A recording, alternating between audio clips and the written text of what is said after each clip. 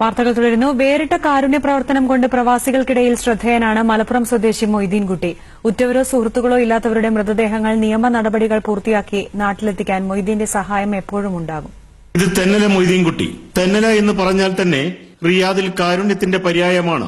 ഉറ്റവരോ സുഹൃത്തുക്കളോ ഇല്ലാത്ത മൃതദേഹങ്ങൾ നാട്ടിലെത്തിക്കുവാൻ ഓടി നടക്കുന്നു ഇദ്ദേഹം. ആളെ മരണപ്പെട്ടത് 300 കിലോമീറ്റർ അപ്പുറത്തു നിന്നാണ്. ആളെ ഇവിടെ റിയാദിലെത്തിക്കാൻ വേണ്ടിയിട്ട് ഒരുപാട് കഷ്ടപ്പെട്ടത് ഈ മൊയ്തീൻകുട്ടി സാഹിബാണ്. ഇന്ത്യയുടെ ഏത് ദേശത്തുള്ള ആൾ മരിച്ചാലും ഇദ്ദേഹം നിയമ നടപടികൾ പൂർത്തിയാക്കുവാനുണ്ടാവും. ഇതിലൂടെ ദൈവകൃപ മാത്രമാണ് താൻ ആഗ്രഹിക്കുന്നതെന്ന് മൊയ്തീൻകുട്ടി പറയുന്നു. ആരാരുമില്ലാത്തവർക്ക് എന്തെങ്കിലും എന്നാൽ കഴിയുന്ന സഹായം ചെയ്തു കൊടുക്കുക എന്നുള്ള ഒരു നെയ്ത്ത് എനിക്ക് പലപ്പോഴും ഉണ്ടാവാറുണ്ട്. ഒരു പബ്ലിസിറ്റിക്ക് വേണ്ടി ഒരിക്കലും ഞാൻ ആഗ്രഹിച്ചിട്ടില്ല ഇന്ന് വരെ.